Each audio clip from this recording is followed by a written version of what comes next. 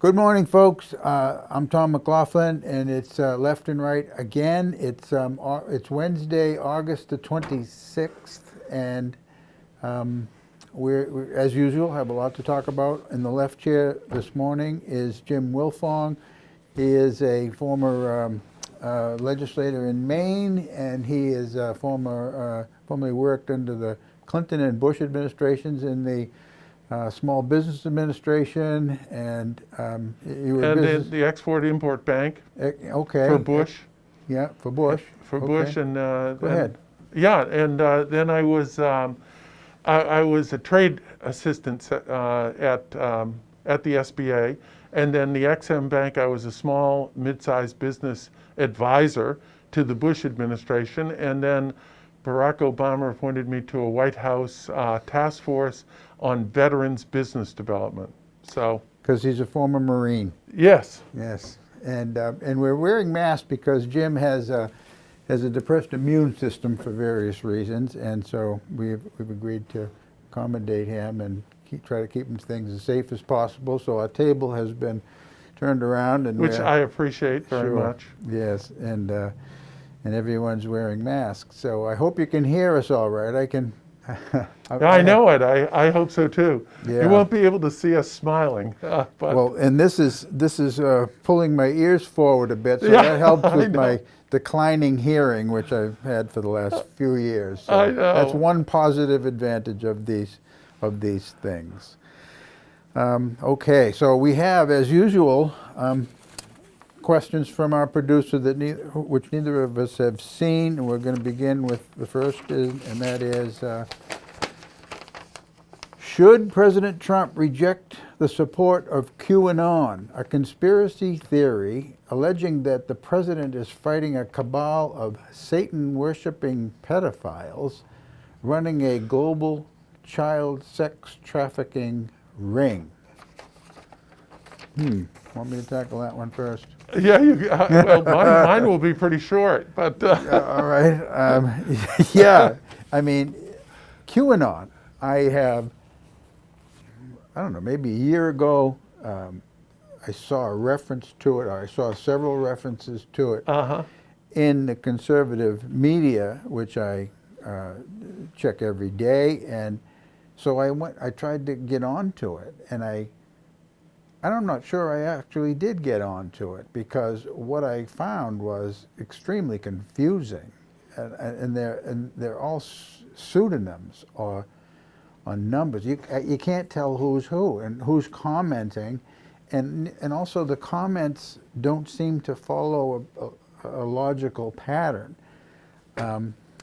I didn't see anything about what was described here as far as pedophiles and Satan worshiping, and or alleged, or that QAnon alleges that the enemy, which would be the deep state as they would see it, is comprised of a cabal of Satan-worshipping pedophiles running a global child sex trafficking ring.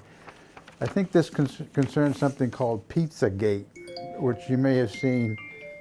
correct. Yeah. Oh, I better shut my phone off before it does more beeping than that. Okay. That's good. Shut it off. I don't have to rush out. I'm glad I looked at that. Oh, text. that's good. Yeah. So that's good.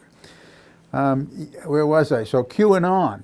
Anyway, I tried Q is a person, right? I mean, I don't an know. anonymous person, I think. Okay, anon Q- must mean anonymous. Yes, it does, I think. And Q is an anonymous person Oh, who started this whole thing. This is Oh. my understanding. Yeah. I don't really know, but I did know that's what I understood it to be. okay. And you may be right. I honestly don't know. If it's as the question says, then certainly not. Should President Trump, what is it? Should he reject the support?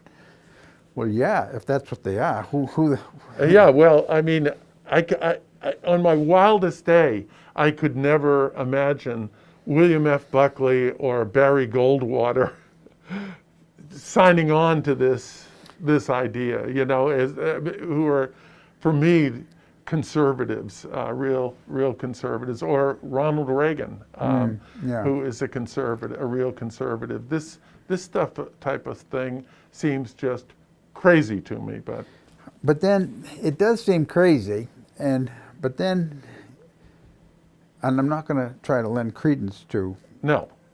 that, except to say that I have had to conclude that I'm naive about the sexual shenanigans of powerful people.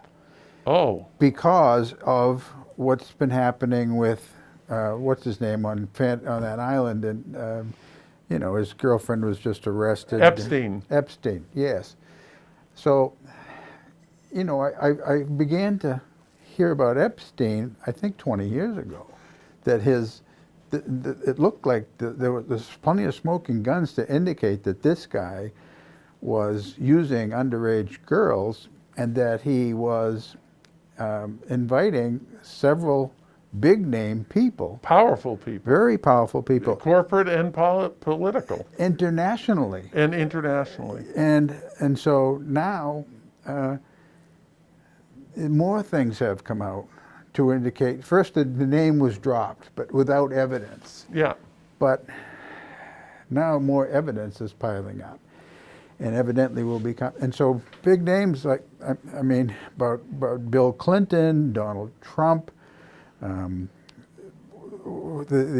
Harvard attorney, Alan Dershowitz, yes, who represented Epstein, yes, and the Israeli Prime Minister currently. Oh, really? Netanyahu? Netanyahu. Really? I hadn't heard that one. Ehud Barak, who was no a kidding. former Prime Minister. Yes. Not so much Netanyahu, I think, in an ancillary way. And with Trump, it was an ancillary as well. There is a picture of Trump and Epstein at Mar-a-Lago, and so that's pretty much it. But evidently Epstein hit on one of Mar-a-Lago's younger 15-year-old, a 16-year-old waitress, and then Trump banned Epstein from the resort, and that was the end of it. But others, and I had a name on. I mean, I had a whole list of people who were very eye-opening. Yeah. And the most unlikely people as well. Yeah. And you couldn't publish this list, and it was published out there in several media. So there'd be lawsuits if there wasn't some evidence. Well, we certainly know that powerful people sometimes, not all powerful people, but powerful people sometimes are not behaving themselves in like many the rest of different us, ways. right? And yeah, I mean, we can see all types of examples in the, currently also in the religious front, Yes. and you kind of go, what? Yes. What? Why is this going on? Yes. So, unfortunately, powerful people begin to think that they are above the law, that they are not having to follow the rules, the normal rules of civil society, because they're powerful, either financially powerful or politically powerful or whatever. And it's a real shame. It seems to be a weakness in human beings, that it's not just Americans or Europeans. It's Asians. It's Africans. It's South American. This seems to be across the species. It does. It does. Also, I will interject this, that not that I know too many powerful people in any, very intimately, but the pattern I've seen is that ambitious people who have climbed the ladder in whatever field they find themselves, a strong libido tends to go along with that. An ego, libido, almost, exists simultaneously in a person like this. Right. And so, and then factor in what you just said, as they have seen, powerful, especially people who have a lot of money and can buy their way out of things, or hire people to spin things for them and intercede in media to keep things out. That I know does occur, and so if they might become more and more arrogant as they are able to cover their tracks. Oh, I think you're right, Tom. Yeah. I think that could well be that's the case. Yeah.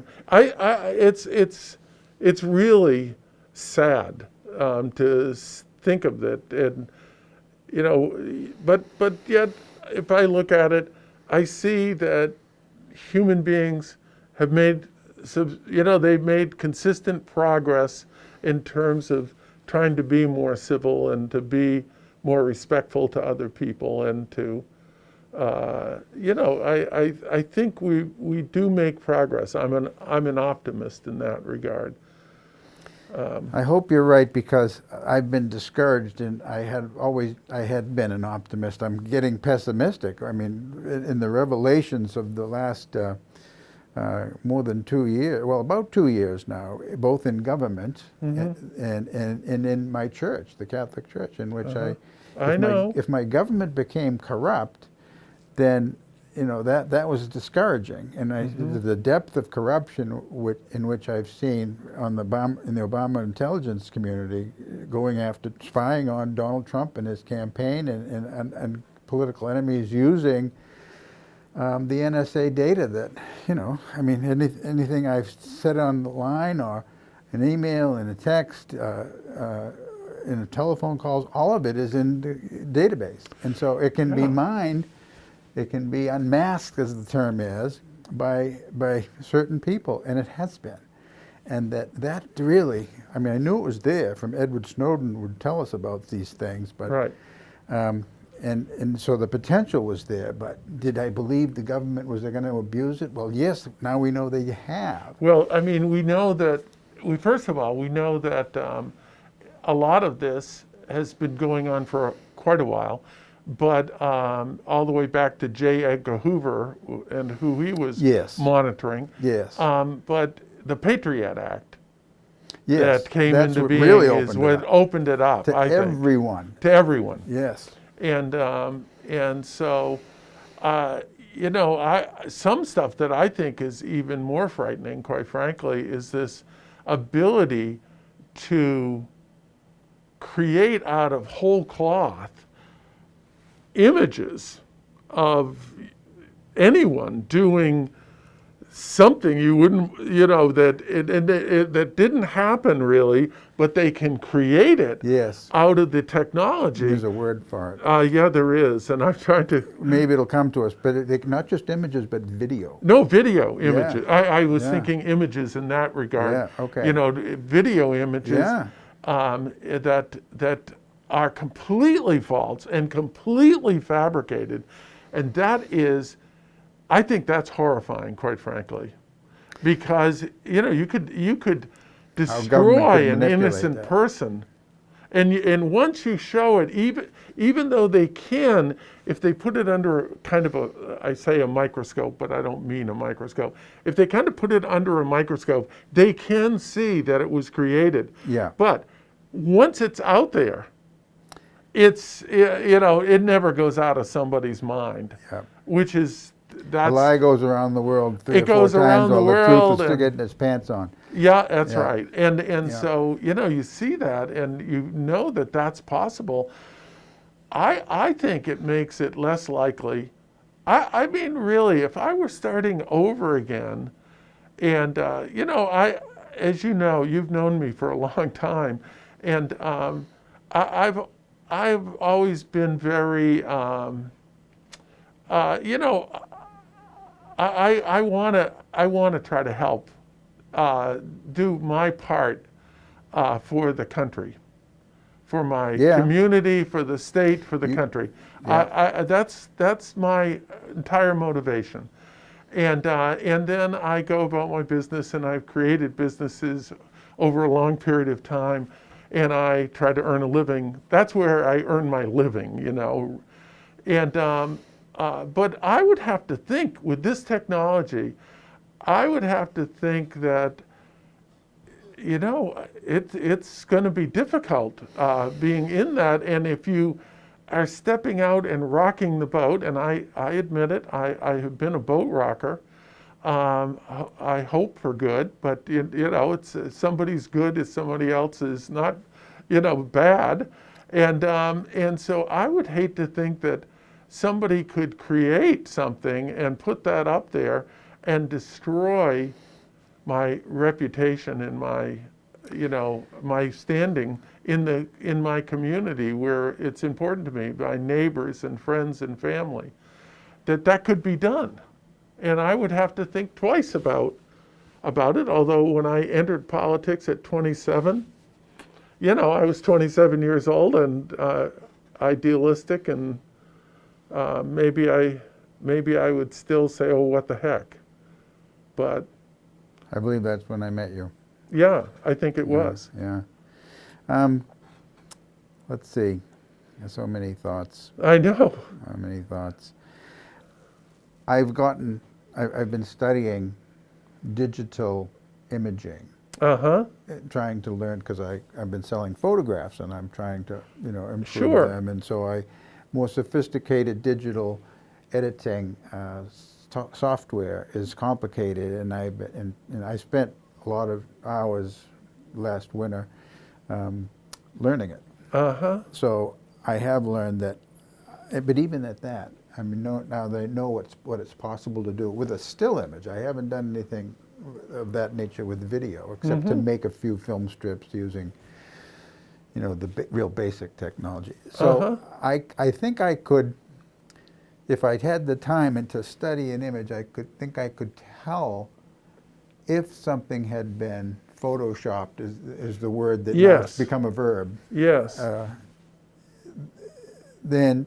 But a video, I'm not sure I could. I'm not sure I could. It's because it moves so quickly, unless I stopped it or really, really But I expect there are people out there who specialize in working with video all the time. And I like to believe that they can spot a fabrication, a photoshopping with video. Uh-huh.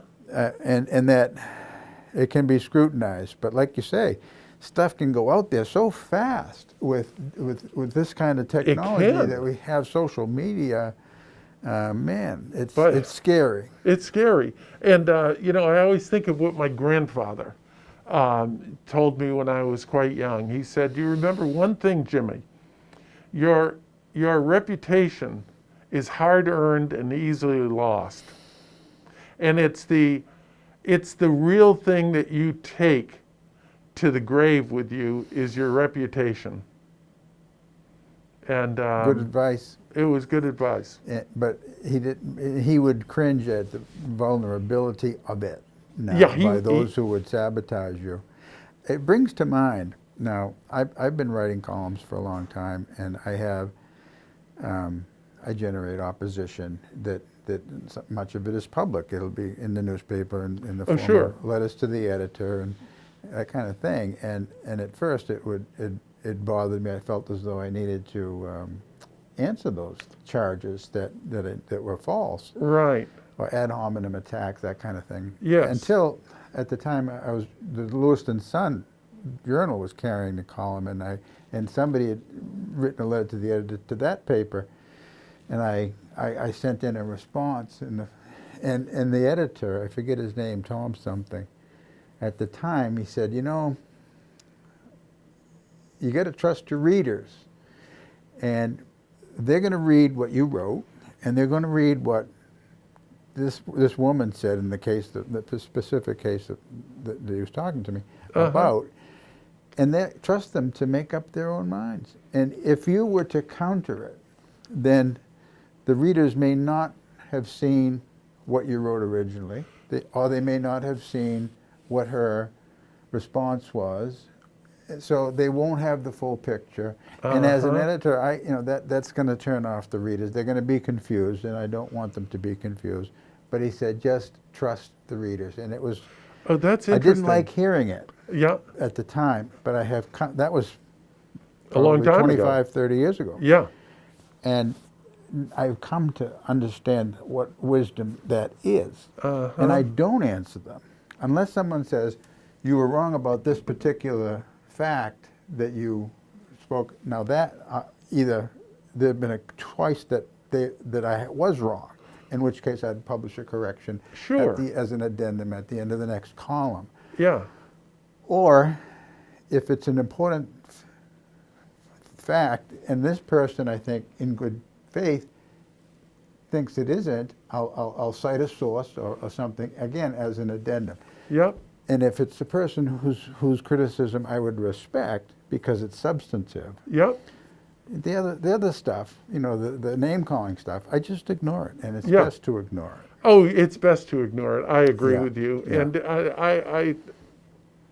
I know, sometimes I have people say to me things that are outrageous, and I think, you're so wrong, and you don't even, and then I think, do I want to argue about this, or do I just want to, go, go about my business? Yeah, Which is what I tend to do, is just go.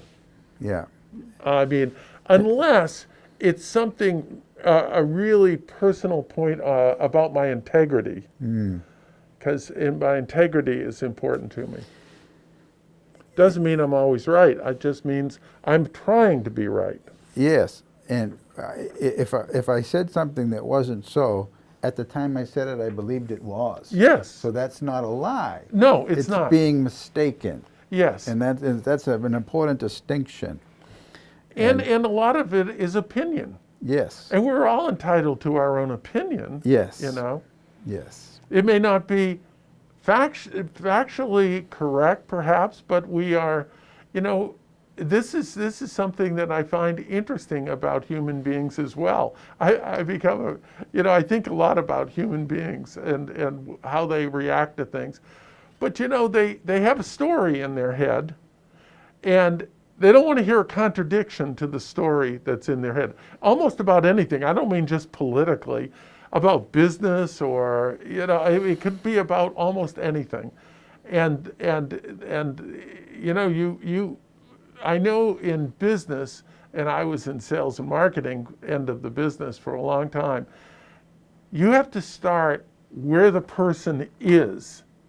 You can't start where you want them to go, because they're not there. You have to start and listen and find out where they are. What's going on in their mind right now. And so that you understand that if you want to try to move them in a particular direction. And that's why my salespeople who work for me, I always wanted good listeners, because, the good salespeople are good listeners. They're picking up body language and they're hearing what people say, and words have a meaning and they have consequences. And so, it's one of those things, I think, that it's interesting. Human beings buy into certain mythology and so forth, and they can get very passionate about that. They can. And I would describe this process you're describing as something with a little different terminology. I'll say all of us. Now, with my wife, I pretend I know everything, but I actually don't. And so what I have formulated is a working hypothesis to try and understand my world.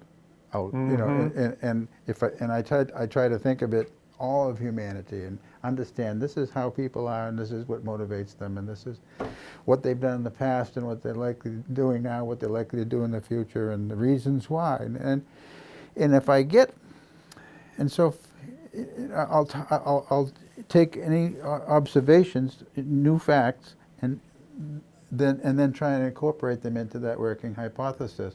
Yeah. And if it's an outlier and it doesn't fit, Yeah. and yet I know that this is a fact, that's troubling, because now, oh man, it doesn't fit. That means I have to expand this and modify this in order to accommodate it, because this is irrefutable. So that's upsetting. It's you call it a map. One psychologist. They call it a what? One psychologist, F. Scott Peck, called it a map. Everybody has a map. And we have to rewrite our maps, because every so often, and it's not an easy thing, and it's an emotionally difficult thing to do as well as intellectually. And so he said, okay, this is an irrefutable fact. It doesn't fit. My map is wrong. I got to modify my map. I got to update it. And that's hard. And some people just refuse to do it. So they'll get all upset and say, that is not true. That is not true, even though, you know. They will deny the truth of it. Correct. And that seems to be a position that we're in on both sides of the aisle right now. We are in this really, the word that is used, probably overused, is that we're so polarized. But we are somewhat polarized, and we are not opening our minds to the way the founders would have preferred that we were participating in a democracy.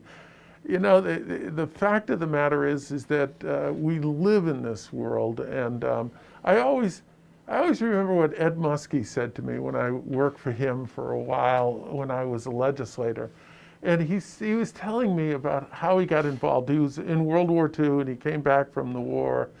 And could you just tell me what his capacity was in World War II? I didn't know. I don't know exactly. He was in the Army. Okay. I know that. All right, go ahead. But he wasn't a lawyer yet. He went to law school afterwards. After GI Bill, probably, yeah. Yeah,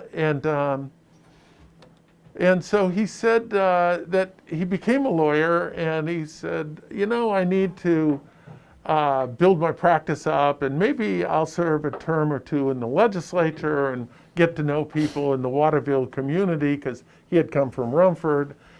And then he was thinking about leaving and just doing his law practice. And he said that he ran into this older guy who was a Republican, and they were friends. And he said, well, you're going to run for re-election? And he said, no, I don't know. I'm thinking about not running and just practicing law. And what do you think? And the old guy said, well, I'll tell you what, Muskie.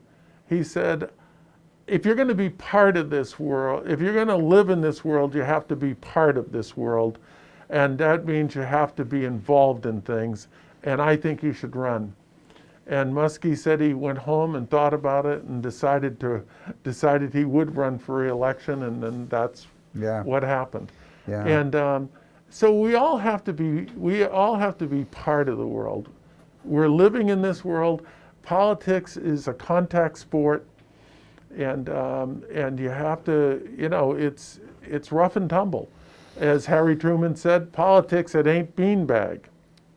Correct. And I'm thinking, as you were describing Muskie's story, the famous image of him. Well, when he reached his peak, he was running for president. It was 68, I think. He was running for vice president in 68. It was 72. But I think he was a candidate for president, and then he was selected by Humphrey as. He might have been, but wasn't he?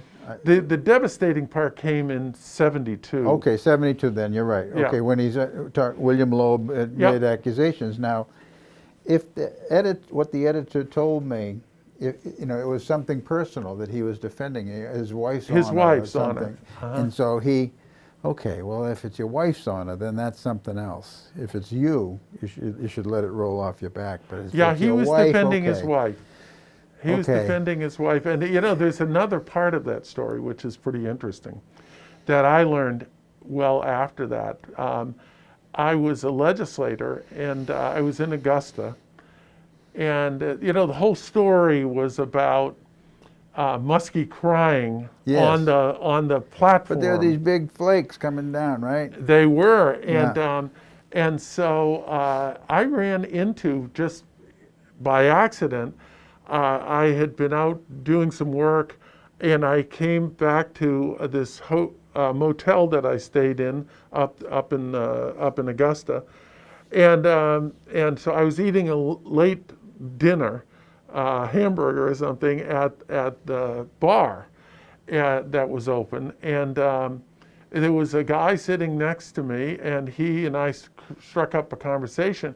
He was the Associated Press bureau chief for Maine, And so we were talking, and he said, so what have you been doing? And I said, well, I'm a legislator, but I've been doing some work for Ed Muskie. And he goes, oh, yeah, Ed Muskie.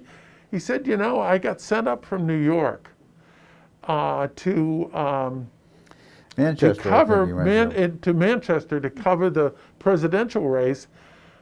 And so I covered the race. I was up within 10 feet of Muskie, and the snow was landing on his cheeks. So I wrote the story and sent it down to New York, and I got a phone call back from them, and they said, well, you don't have in your story that Ed Muskie was crying about his, got upset and emotionally involved.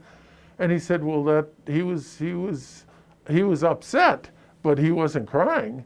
He said he had snowflakes on his face. And he said, was pissed, bro. He was pissed. Yeah. And so he said, so they said, well, the Washington Post is going to run a story that Muskie cried, and we are too. Think about that, the implications of that. And he said, I said to them, that's not true. He did not. And they said, well, we're running the story. So then they'd ignore his little blurb, probably. They ignored his story. He had written the story for the AP, but it didn't include that. Yeah. So I mean, it's a rough and tumble game. It is. It is, and it will. Yeah, it ain't beanbag. I'm going to bring up something that Hillary Clinton said the other day, and it was on video that she said it, but I have the quote. And she talked about, of course, she won the popular vote 4 years ago and lost the electoral vote. Right. She conceded the election night, late into the night, and then now she's suggesting that the next election, this November's election, is going to be close. And I'll read you what she says. I had to take my glasses off because they fog up with this. Yeah, I know. And although I can't read, I don't see very well without my glasses. Okay, right. So let's see. Start this up again. All right. So here's the money quote. Hillary Clinton quote: "The only way they can win, meaning Republicans, is by either suppressing or stopping voting, or outright intimidating people into feeling that they have to go with the strong guy to stand up against all these threats that Trump is going to gin up to scare people." And she then goes on to say that Trump is going to use the mails and every way he can to suppress the vote, and so and that there's going to be this huge, a lot of litigating taking place, and she claims by the Republicans, but I expect both sides will. Now, Byron York is who I was reading. I get his newsletter every morning, and he's a conservative. He's the politics editor of the Washington Examiner, which is a center-right publication, but a pretty good one. He's a sharp guy. So he is worried. He said 2000 we had this contested election between Bush and Gore, and it had to go to the Supreme Court to finally adjudicate it, and that Bush had won, and that this last one certainly was also in 2016, and he cited a couple of other contested. Close ones. I mean, he went back to 1960 when Kennedy was elected, the possible shenanigans in Texas and Illinois. And so, but we survived those things and we got through them and we accepted it. And he's suggesting that this is going to be different, either way it goes. And he thinks it's highly unlikely we'll know anything about who the winner on election night, like we always have. Well, we haven't always, but we... Right, in modern times. In recent years, in our lifetimes. Yes. But You're right. Certainly, that's why they were held in November, and the inauguration was Is in 3 March. months later. Yes, right, or longer, right. And so, yeah, this could be drawn out. Cause of civil unrest. Are you afraid of civil unrest either way it goes? Am I afraid of civil unrest? Well, let's just say I think anything is possible, but I certainly hope not. I would hope my fellow citizens could behave themselves and, and act civilly. I really would.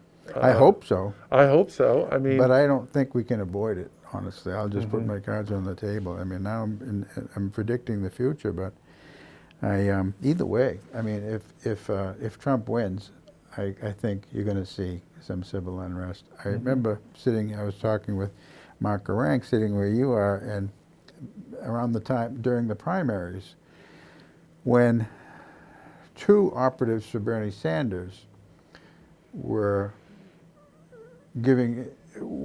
caught on tape saying that if Sanders doesn't get the nomination at the convention, we're going to burn down Milwaukee, I guess is where they were going to have it. Is that right? We're going to burn it down. We're going to burn the city. Oh, yes. And he was a paid staffer for Bernie.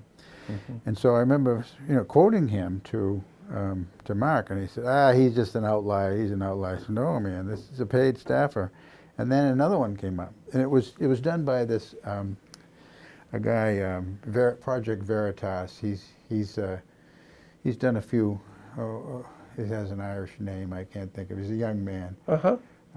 He's done a few of these, over the years. Embarrassing stuff, and he gets video with audio, and there it is. You can't refute it. Right. And so then another one said something very similar. And so I said, he said, well, this is a radical fringe of the left, and they are bomb tossers, and, they're likely to start trouble. Well, there's always radicals on both sides. There's, the far side of it becomes very radical. Yes, and, on either side, yes. I agree. And that was his point. Yep. But these 2 were paid staffers of the campaign. And he was about to interview Bernie, I think within days of our program. Now, I used to be invited for those interviews, but when Hillary came, I put some hard questions to her. And he got angry, and he was a Hillary supporter. Oh, I think the questions were quite fair myself. He thinks they were not. I was too hard on her because she was a woman, which excuse me, but no, anyway, so he doesn't invite me to those anymore, and I missed this whole cycle. So I said, well, I'll ask Bernie about these things. Yes, I bet you would, and about who these people were and with their names. Well, now I think, given events since, and given events every single night in many Democrat-run cities around the country of violence, mostly, I think, spurred, and there's evidence to support this, Antifa, which is a far-left group. That is also an anonymous group, sort of like Q-Anon.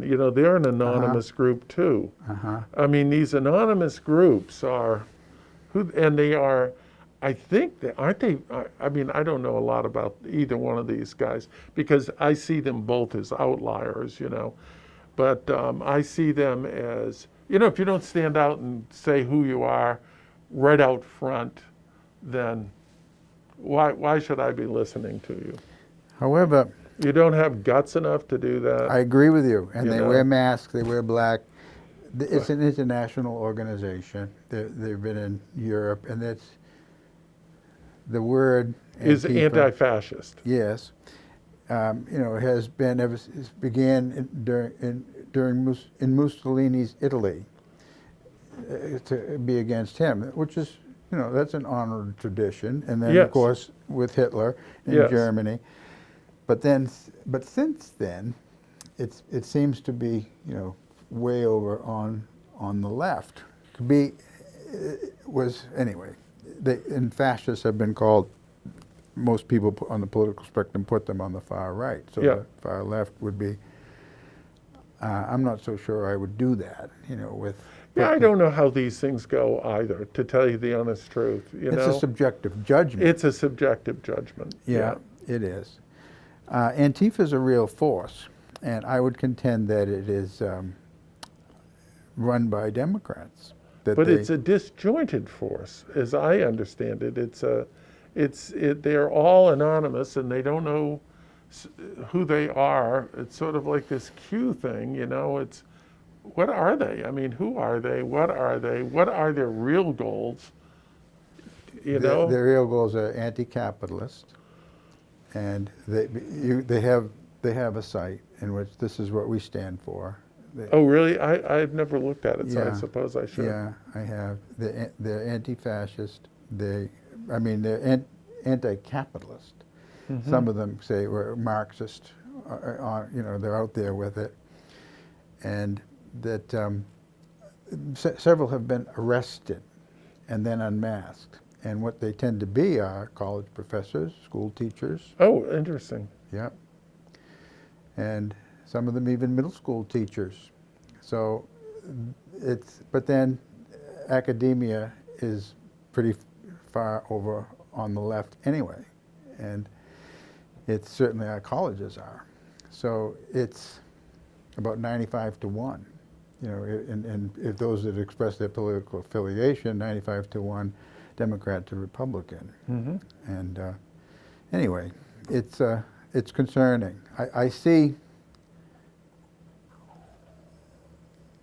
Hillary. That's an inflammatory statement. What I read to you.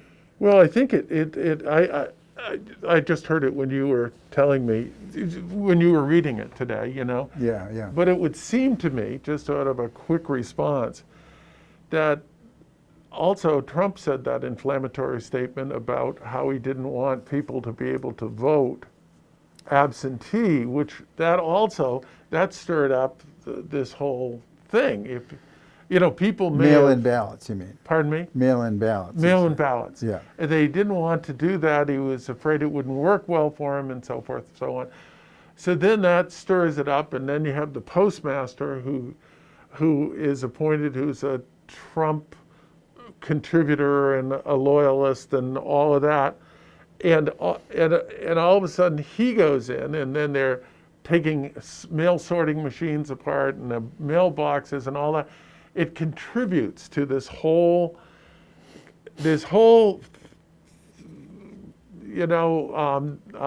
atmosphere that we seem to be in, which is one of conspiracies and things going underground and not being dealt with, out on the table. And so you wind up getting conspiracies from both the left and the right about what's happening. Would you be more worried about possible voter fraud with old-fashioned paper ballots or with various different electronic measures, ways of voting and tabulating votes? Yeah, I personally, I like the old-fashioned paper ballots. I mean, I count ballots over in Stowe. Yeah. And, so I'm sitting on one side of the table, a Republican person is sitting on the other side of the table.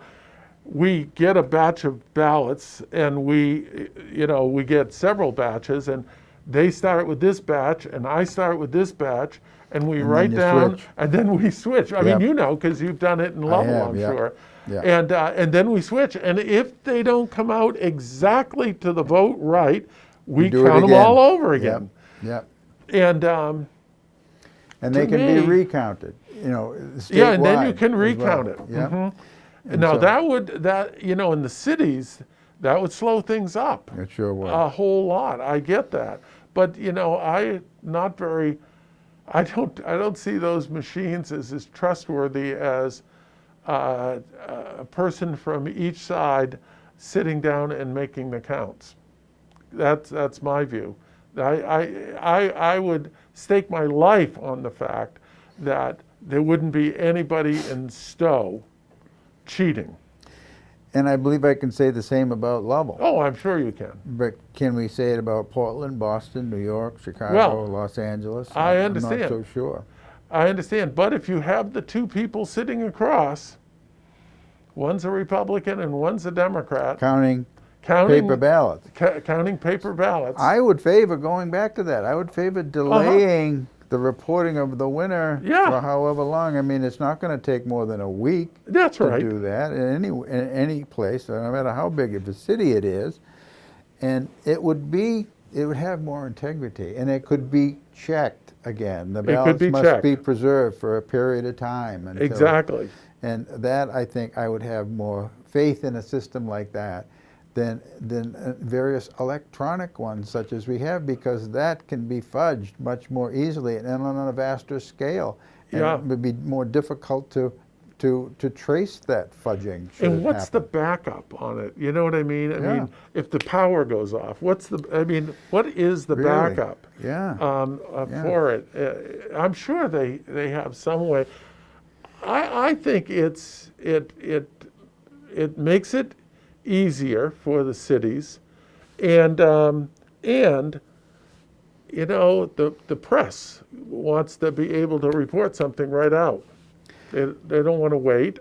I get that. I understand that's their business. You know, I get that, but I think the integrity of the system is the most important thing, personally. But that's. The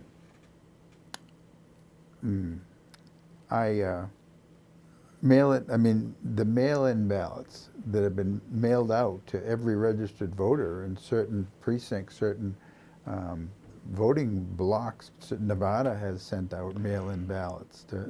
My brother Gary and my brother Scott, my nephews, they live in Colorado, and that's the way they've been voting for years now. The ballots are mailed to them, and they make the votes and put them back in the envelope and send them back. Now, the Portland Press Herald had an article a few weeks ago regarding how they handle absentee ballots are handled in Maine. And you know, first of all, there's been more requests for them this year with COVID, and so here's the process. And it's verified at the local level that this person has requested one, and you have to request them. Correct. And that this was mailed out, and so then a record is kept. And so then, if it's sent back, filled out, then the record is kept. And on the outside of the envelope is your signature, and they compare your signature with the voter registration card. Yes. So there's and then this person couldn't then show up to the polls after having sent in a mail-in ballot because they're already checked off as having voted. Yes. By the checkers, the things that we saw. I wasn't doing the check-in. I was doing the counting after the polls closed, and maybe you've seen the check-in. But again, there's the Democrats and Republicans each checking your name as you come in to vote. You know. And you can show. It used to be that if you were in town, you had to show up because they don't throw they don't open the absentee ballots until the polls close. And then they open them and drop them in the ballot box. But they don't open them up.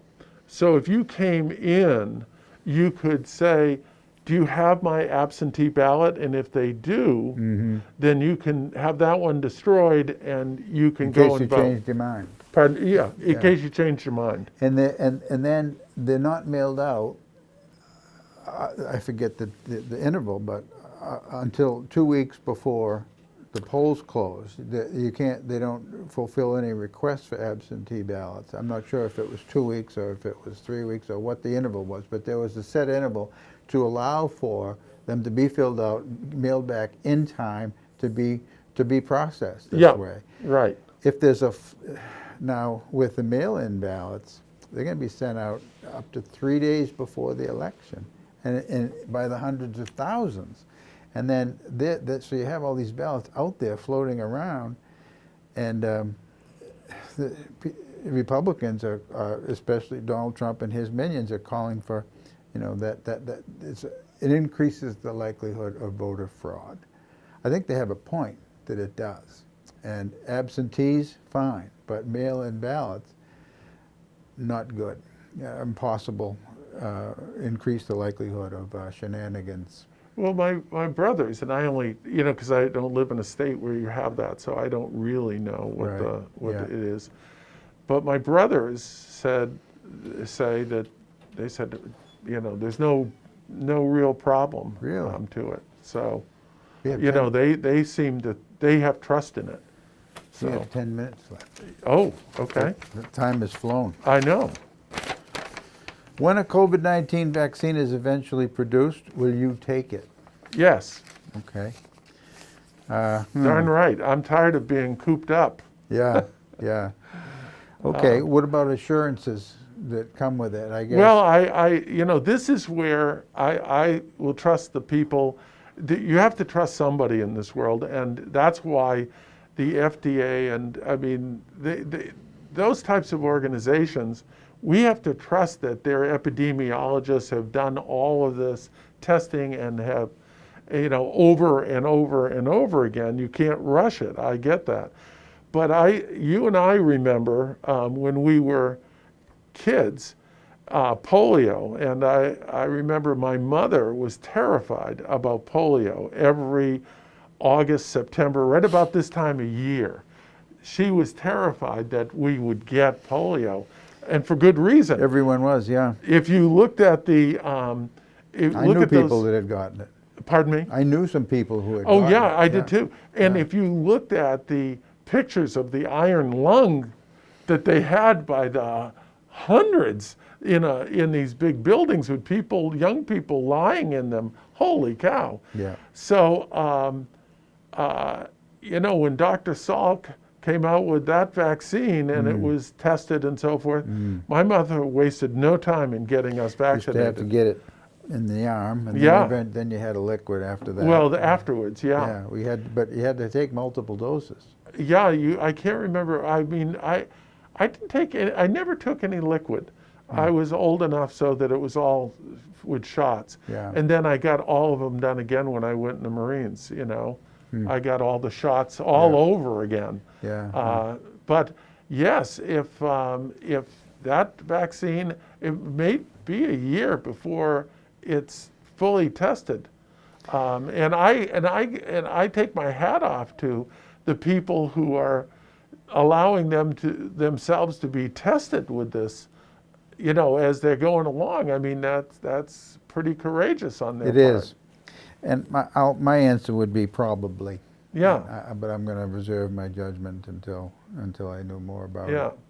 Well, I mean, obviously, if something comes out, I would then say, well, maybe not, But Yeah. but if it's been fully tested and it's ready for prime time, yes, you can count me in. I'm going to do it.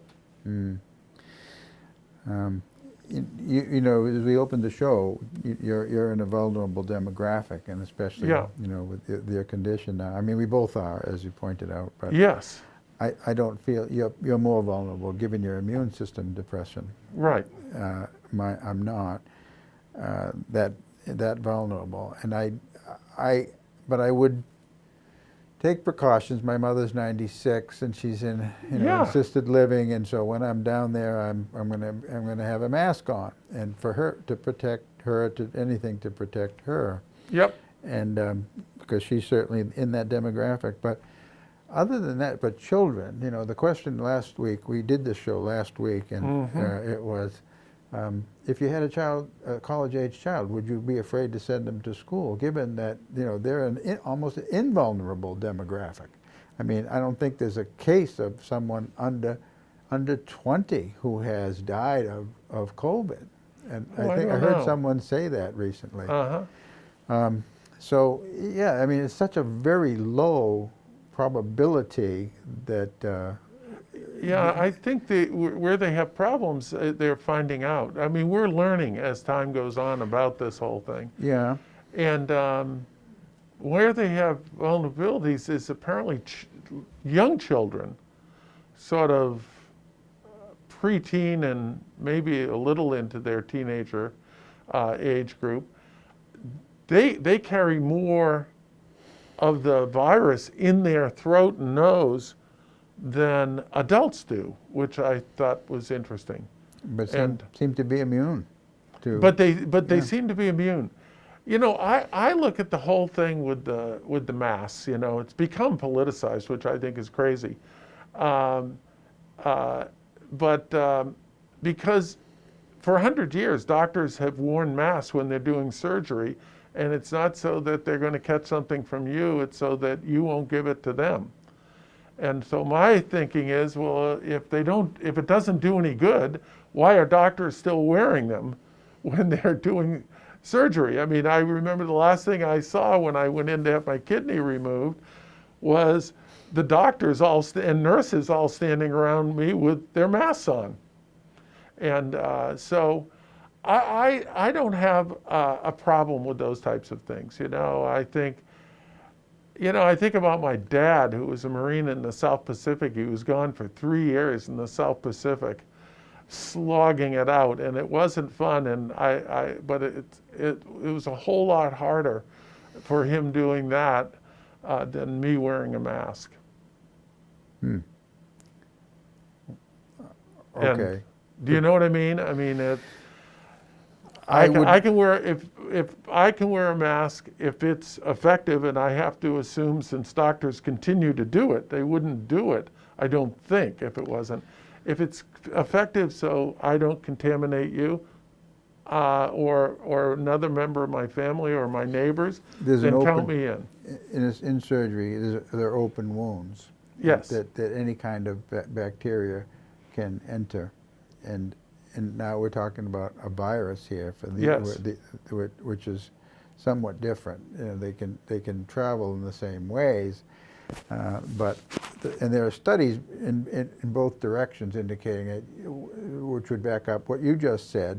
But then there are other studies which indicate that for most of the population that a mask is unnecessary unless you're in a healthcare setting or you're in a nursing home, which is a healthcare setting. Yes. Or being around people in the vulnerable population. Other than that, they're superfluous. Well, if you and I were outside conducting this, and we were sitting this far apart, I wouldn't have a mask on. Right. Okay. I'd be good. fine. Good. I would have a problem if they were made mandatory, as in, like, I think Massachusetts now is suggesting that go outside your house, you got to have a mask, no matter what you're doing. Mm-hmm. Only within your own home can you not have one on, and some people are being arrested, not in Massachusetts, in other states, and so and fined and. Well, that would be consistent with 1918. That they were doing that then. They were hard-nosed. My grandfather had the 1918 flu. He survived it, obviously, thank goodness, or I wouldn't be here. But he had it in that 1918 Where flu. did he live? He lived in South Weymouth, Massachusetts, and which Massachusetts was where That was the epicenter. That was the epicenter. Yeah. Fort Devens. Yeah. 850 soldiers died in a week. Yeah. Yeah. Which is amazing. Yeah. And That was scary. But even up in Stowe, we had all these people who died from the flu out in the country. Wow. Yeah. I didn't know. I haven't studied how it impacted rural Maine. Yeah. It was young people, and this is where young people were dying. Yeah, right. They were. My grandfather and my grandmother Mostly were young adults. Young adults. Yeah, They were in a minute. about to be married. Well, Jim, I'm glad you're healthy enough to have made the show. Well, thank you. I hope that you can continue to come and do it. Yeah, I will try to continue, and right. I'm making progress. Good. At 73, I don't make it as fast as I used to. I don't at 69 either. Yeah. I'm not too far behind you. No, you're not. No. No. And I know exactly what you mean. So, yeah, it's slower. Every day I wake up, every day the sun is shining and I'm out, it's a blessing.